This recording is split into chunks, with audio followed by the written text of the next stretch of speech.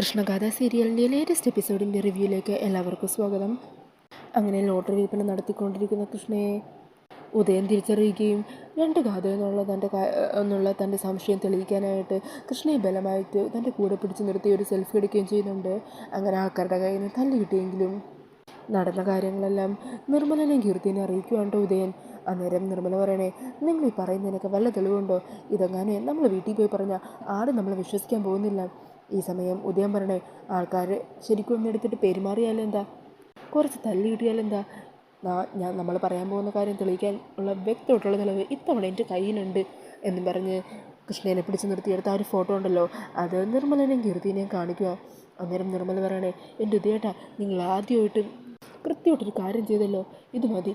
ഇത് വെച്ചിട്ട് ഗാഥയെ നമുക്ക് പൊളിച്ചെടുക്കാം. എത്രയും പെട്ടെന്ന് തന്നെ കളരിക്കിലെത്തണം.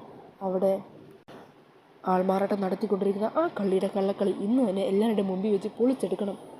പിന്നീട് കാണിക്കുന്നത് കളരികളെത്തുന്ന ഉദയനെയും നിർമ്മലനെയും കീർത്തിനെയും ഒക്കെയാണ് കേട്ടോ.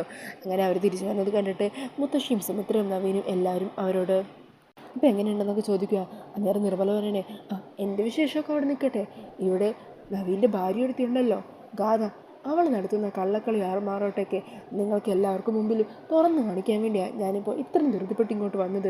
എന്താണ് നിങ്ങൾ ഇത്രയും നാൾ പറഞ്ഞത്? ഞാനും ഉദയേട്ടനും ഇവളെ പോലെ മറ്റൊരുത്തിയുണ്ടെന്ന് പറഞ്ഞപ്പോൾ നിങ്ങൾ എന്താ പറഞ്ഞത്? ഞങ്ങളുടെ തലക്കാണല്ലേ സ്ഥിരതയില്ലാത്തത്. ഇപ്പതാ എൻ്റെ ഉദയേട്ടനെ ഇന്ന് ഇവളെ കണ്ടു. ഇവളല്ല, ഇവളെ പോലെ ഇരിക്കുന്ന മറ്റൊരുത്തീനെ. അവളെ തെരുവിൽ ലോട്ടറി കച്ചവടം നടത്തുമായിരുന്നു. ഉദയേട്ടൻ വിടുവോ? അവളെ പിടിച്ചു നിർത്തി ഉദയേട്ടൻ്റെ കൂടെ ഒരു ഫോട്ടോ എടുത്തിട്ടുണ്ട്. അന്നേരം ഉദയം പറയണേ, അല്ലാതെ ഞാൻ പറഞ്ഞാൽ നിങ്ങൾ വിശ്വസിക്കില്ലല്ലോ. കണ്ണ് തുറന്നു കാണും. ഇവിടെ നിൽക്കുന്നു ഒരു ഗാഥ, ഇവിടെ പുറത്ത് നിൽക്കുന്നു എൻ്റെ ഒപ്പം വേറൊരു ഗാഥ. എങ്ങനെയുണ്ടിപ്പോൾ? ആ ഫോട്ടോ കാണുമ്പോൾ ഗാഥയൊന്ന് ഷോക്കാകുവാണ്. ആ ഫോട്ടോ കാണുന്നതിൽ എല്ലാവരും ഒന്ന് ഷോക്കാകുന്നുണ്ട് കേട്ടോ. ഈ സമയം നിർമ്മല പറയണേ, ഇത്ര നാളും ഇവളുടെ അമ്മയും കൂടി ചേർന്ന് നവീനെയും ഈ കളരിക്കൽ കുടുംബത്തിനും മൊത്തത്തിൽ ചതിക്കുമായിരുന്നു. പേരും കള്ളിയാണ് ഇവളെ ഇനി ഒരു നിമിഷം പോലും ഇവിടെ വെക്കരുത് എന്ന് പറഞ്ഞ ഒരു പ്രശ്നം ഉണ്ടാക്കുവാണ്. ഈ സമയം ഇതെല്ലാം കേൾക്കുമ്പോൾ മുത്തശ്ശിക്കും നന്ദനും ഒക്കെ കാര്യം മനസ്സിലാക്കുന്നുണ്ട് കേട്ടോ. എന്നാൽ നവീനും സുമിത്രയൊന്നും അവരുടെ വാക്ക് വലിയ വിലക്കെടുക്കുന്നില്ല. മുത്തശ്ശിയും നന്ദനും സുമിത്രയുടെ നവീൻ്റെ ഒപ്പം തന്നെ നിൽക്കുവാണ്.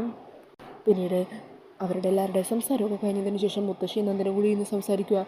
മുത്തശ്ശി നന്ദനോട് പറയണേ, നന്ദ, ഇപ്പം ഞാൻ പറഞ്ഞ കാര്യം സത്യമാണെന്ന് നിനക്കും തോന്നിയില്ലേ? ഉദയം കണ്ടു എന്ന് പറയുന്നത് കൃഷ്ണമോളെ തന്നെയാണ്. ഇവിടെയുള്ളത് കൃഷ്ണയല്ല, സിത്താരയുടെ മകൾ ഗാഥ തന്നെയാണ് ഉള്ളത്. അതുകൊണ്ട് കുടുംബത്തിൽ ഇപ്പോൾ ഈ അനർത്ഥങ്ങളൊക്കെ ഉണ്ടായതിനുള്ള കാരണം അത് തന്നെയാണ്.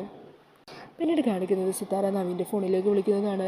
സിത്താര നവീനോട് പറയണേ, നവീൻ, ഒന്നെങ്കിൽ നിങ്ങൾ ഇങ്ങോട്ട് പോരെ, ഇവിടെ താമസിക്കാം, അല്ലെങ്കിൽ മറ്റേതെങ്കിലും സ്ഥലത്ത് താമസിക്കാം. അതായിരിക്കും ഗാഥയുടെ സ്വഭാവം ഒന്ന് നോർമലായിട്ട് വരുന്നതിന് ഏറ്റവും നല്ല മാർഗം എന്നാണ് എനിക്ക് തോന്നുന്നത്. സിത്താരയുടെ വാക്കുകൾ കേൾക്കുമ്പോൾ വലിയ താല്പര്യമില്ലാത്ത പോലെ നിൽക്കുവാണ്ടോ നവീൻ.